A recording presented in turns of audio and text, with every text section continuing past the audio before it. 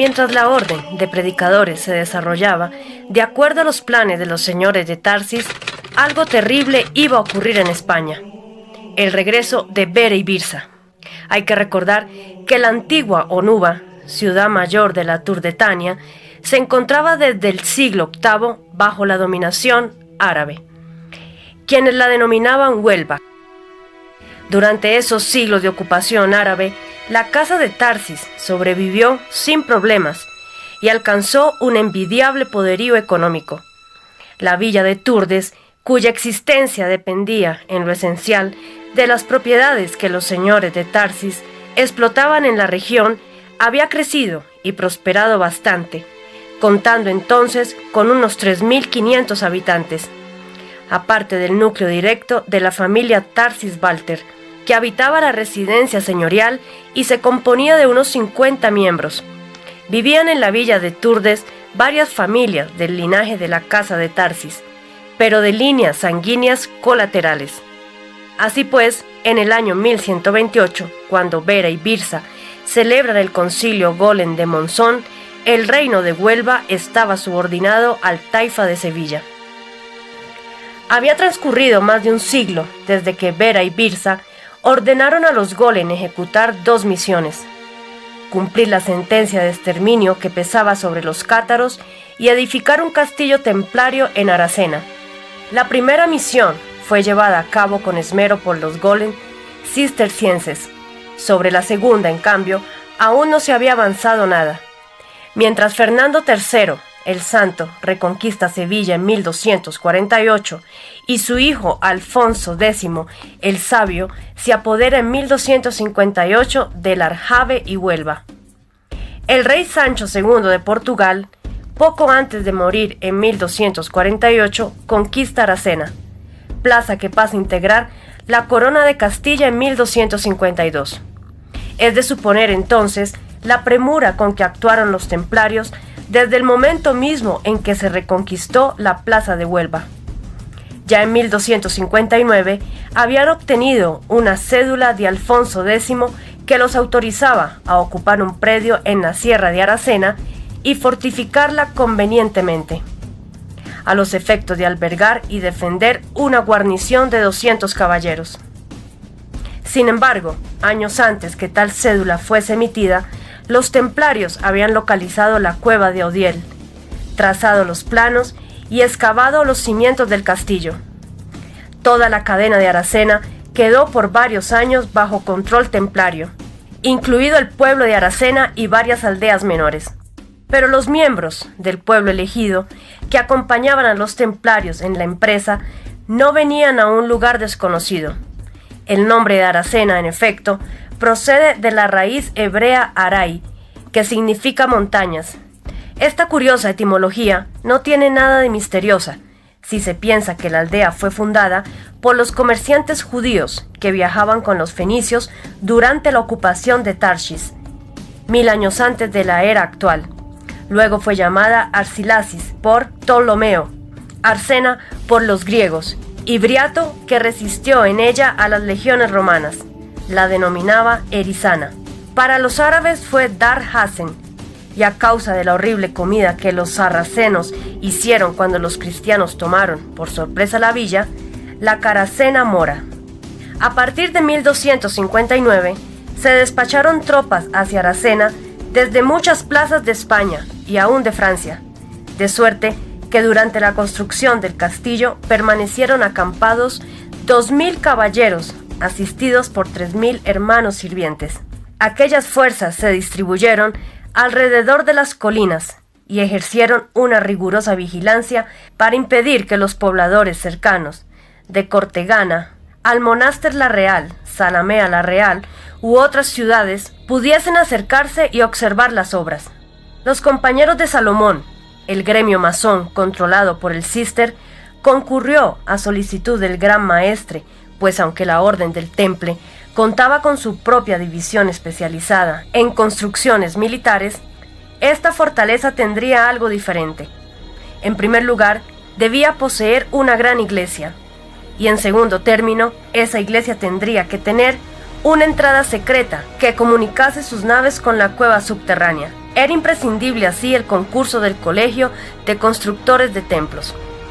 El colegio encomendó la edificación de la iglesia al maestro Pedro Millán. Este fue autorizado por el feroz Papa Golem Alejandro IV, el mismo que en esos momentos excomulgaba a Manfredo de Suabia y procuraba el exterminio de los Hohenstaufen y la ruina del partido gibelino, a consagrar la iglesia al culto de la Virgen Dolorosa. Tal advocación, desde luego, no era casual, sino que obedecía al plan Golem de sustituir a la Virgen de Agartha, a la Divina Madre Atlante de Nabután, por una Virgen María judía, que lloraba, estremecido su corazón de fuego, por el dolor de la crucifixión de su Hijo Jesús. La Virgen de Agartha, por el contrario, no lloró ni experimentó dolor alguno en su corazón de hielo cuando su Hijo de piedra se autocrucificó en el árbol del terror y expiró, sino que se alegró y derramó su gracia sobre los espíritus encadenados, porque su Hijo había muerto como el más valiente guerrero blanco que se enfrentara a la ilusión de las potencias de la materia. La celebración del culto a la Virgen del Dolor fue instituida, como no podía ser de otro modo, por el inefable Papa Golem Inocencio III, al introducir la secuencia Stabat Mater en la Misa de los Dolores, del Viernes de la Pasión de Jesucristo. El maestro Pedro Millán levantó, pues, para los templarios, la iglesia de Nuestra Señora del Dolor, patrona desde entonces de Aracena, advocación que contrastaba abiertamente con la Virgen de la Gracia y la Alegría, Nuestra Señora de la Gruta, que se veneraba en el vecino señorío de Tarsis o Turdes. Cuando el templo estuvo terminado, se depositó en su altar la imagen de Nuestra Señora del Mayor Dolor, que aún se conserva, y recibió de Urbano IV la jerarquía de priorato de la Orden del Temple. Pero esta tarea no fue todo lo que emprendieron los templarios contra la casa de Tarsis en esos años. El castillo de Aracena era una obligación impuesta por los inmortales, a la que habían dado fiel cumplimiento.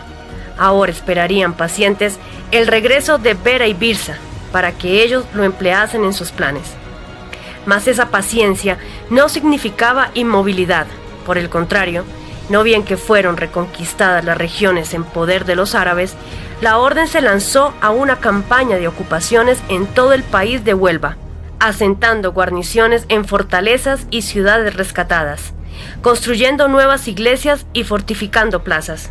Para recordar solo los más importantes sitios de esos despliegues, vale la pena mencionar la cesión obtenida sobre el convento de Santa María de la Rábida, en Palos de la Frontera, frente a Huelva, o la posesión completa de Lepe, la antigua Leptia de los romanos, situada a 6 kilómetros de Cartaya, con el propósito manifiesto de controlar la desembocadura del río Piedras, por donde suponían que podrían navegar secretamente los señores de Tarsis, o el sospechoso interés por residir en la insignificante Trigueros, a 25 kilómetros de Valverde del Camino, muy cerca de Turdes.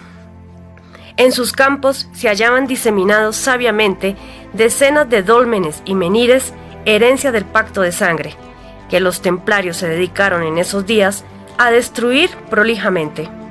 Solo se salvó un dolmen en la villa de Soto, que puede visitarse hoy día, pues los señores Moyano de la Cera, de la Sangre de Tarsis y tradicionales fabricantes de dulces y mieles, impidieron a los caballeros de Satanás concretar su infame misión. Villa de Soto se halla a 5 kilómetros de Trigueros y el dolmen se encuentra en la cueva del Zancarrón de Soto. En la casa de Tarsis, como es lógico, aquellos movimientos no pasaron desapercibidos y obligaron a los señores de Tarsis a tomar algunas precauciones. Fortificaron también la villa de Turdes y la residencia señorial, pues creían que los Golem se aprestaban a lanzar una cruzada contra ellos, pretextando alguna herejía, quizá denunciando el culto a la Virgen de la Gruta, y estacionaron en la plaza una fuerza de 500 almogávares y 50 caballeros, que era lo más que se permitía armar al conde de Tarceval para otros fines que no fuesen los de la reconquista. Lamentablemente nada de eso sería necesario, pero los señores de Tarsis no acertaron, una vez más, a prevenir los planes diabólicos de Bera y Birsa. Pero ustedes estarán preguntando, ¿qué fue de la espada sabia desde el día en que cayó Tartessos y las brayas la ocultaron en la caverna secreta? La respuesta es simple: permaneció en dicha caverna todo el tiempo, durante unos 1700 años hasta ese momento. Para ello, los señores de Tarsis establecieron que una guardia debía permanecer perpetuamente junto a la espada sabia, lo que no siempre fue posible debido a que solo algunos iniciados eran capaces de ingresar en la caverna secreta. Sin embargo, salvo algunos cortos y oscuros periodos, la casa de Tarsis nunca dejó de producir iniciados aptos para ejercer la guardia de la espada sabia.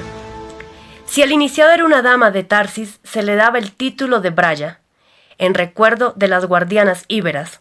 Si se trataba de un caballero, se lo denominaba Noyo, que había sido el nombre, según los atlantes blancos, de los pontífices hiperbóreos que en la Atlántida custodiaban la piedra basal de la escalera infinita que ellos sabían construir y que conducía hacia el origen. Para cumplir con el juramento de los hombres de piedra, los Noyos y las Brayas tenían que convertirse en ermitaños, es decir, tenían que alojarse en la caverna secreta y permanecer todo el tiempo posible junto a la espada sabia. Pero aquella soledad carecía de importancia para los iniciados. La renuncia y el sacrificio que exigía la función de guardián de la espada sabia era considerado un alto honor por los señores de Tarsis. El trabajo realizado durante tantos siglos por los iniciados que allí permanecían había dotado al sitio de algunas comodidades. En efecto, aunque desde el principio se convino en no introducir objetos culturales, lo cierto es que Noyos y Brayas fueron tallando pacientemente la piedra de la caverna y modelaron sillas, mesa, lechos, altar y una representación de la diosa del fuego frío. Y frente al rostro de Pirena ardía una vez más la flama de la lámpara perenne. Pero el rostro de la diosa no surgía ahora de un menhir, sino que estaba esculpido sobre una gigantesca estalagmita verde. Frente al rostro yacía el altar, que consistía en una columna cúbica rematada por 2 escalones. La superficie del escalón superior llegaba al nivel del mentón de la diosa, y sobre ella había un agujero vertical en el que se introducía la empuñadura de la espada sabia. De ese modo, la piedra de Venus, que estaba engastada en la cruz de la empuñadura, aparecía en el centro de la escena. Los alimentos necesarios para subsistir los proveían los señores de Tarsis, manteniendo siempre colmada la despensa de una capilla que existía al pie del Cerro Candelaria. Hasta allí bajaban furtivamente, preferiblemente por la noche, varias veces por año los iniciados para proveerse de alimentos, que cargaban los bultos hasta la entrada secreta. Pero en otras ocasiones, los señores de Tarsis aguardaban en la capilla semanas enteras. Nada preocupaba más a los hombres de piedra y a las damas Calibur que el no ser reemplazados por otros iniciados, que la espada sabia quedase sin custodia. Cuando el castillo de Aracena estuvo terminado, a unas decenas de kilómetros del Cerro Candelaria, un halo de amenaza pareció extenderse por toda la región. Hubo pues que extremar las medidas de precaución para abastecer la caverna secreta, y se redujeron al mínimo los encuentros con los iniciados ermitaños. En aquel entonces habitaban la caverna secreta 3 iniciados: una anciana Braya, mujer de más de 70 años, que durante 50 años jamás abandonó la guardia; un Noyo de 50 años, Noso de Tarsis; y un joven Noyo de 32 años, Godo de Tarsis, que cumplía la función de aprovisionar la caverna secreta. Pero Godo, hijo del conde Odielón de Tarceval, no era un improvisado. Fue paje en el palacio de Palermo y luego escudero de un caballero teutón en Tierra Santa. Nombrado a su vez caballero, a los 20 años ingresó en la Orden de Caballeros Teutones y luchó 5 años en la conquista de Prusia. Hacía 7 años que permanecía de guardia en la caverna secreta, aunque pasaba por estar aún combatiendo en el norte de Alemania. Se trataba pues de un guerrero experto, que sabía moverse con precisión en el campo de batalla. Sus incursiones a la capilla eran cuidadosas y estudiadas, procurando evitar la posibilidad de ser sorprendido por el enemigo. Lo cierto es que el enemigo conocía aquel sitio, y esto no lo ignoraban los miembros de la casa de Tarsis. En efecto, en el lugar donde se levantaba la capilla del Cerro Candelaria, los inmortales Bera y Birsa habían asesinado a las Brayas 1700 años antes. De allí que los señores de Tarsis pensasen en cambiar el punto de aprovisionamiento, pero la intensa vigilancia que mantenían sobre Aracena no revelaba movimiento alguno en dirección de la capilla, y las cosas siguieron así durante los 4 años siguientes. Naturalmente, los templarios no actuaban porque estaban esperando a los inmortales, y aquellos finalmente llegaron, 140 años después del asesinato de Lupo de Tarsis en la fortaleza de Monzón. Un barco de la Armada Templaria, proveniente de Normandía, los desembarcó en Lisboa en 1268, junto al abad de Claraval, el gran maestre del Temple, y una custodia de 15 caballeros. El gran maestre explicó a la reina Beatriz que la expedición tenía por destino el castillo de Aracena, donde se iba a nombrar un provincial, obteniendo todo su apoyo y la consecuente autorización del rey Alfonso III. La presencia de Bera y Birsa no fue notada allí, porque simulaban ser hermanos sirvientes y vestían como tales. Ya en Aracena, los inmortales aprobaron todo lo hecho por los templarios en cuanto a la edificación del castillo. Bera y Birsa pasaron por alto los detalles de la construcción, pues su interés mayor radicaba en la cueva. La exploraron palmo a palmo, durante horas, hablando entre ellos en un lenguaje extraño, que sus 4 acompañantes no se atrevían a interrumpir. Estos eran el abad de Claraval, el gran maestre del Temple, ambos golem y 2 preceptores templarios, expertos en lengua hebrea, vale decir 2 rabinos, representantes del pueblo elegido. Al parecer, la inspección había arrojado resultados positivos.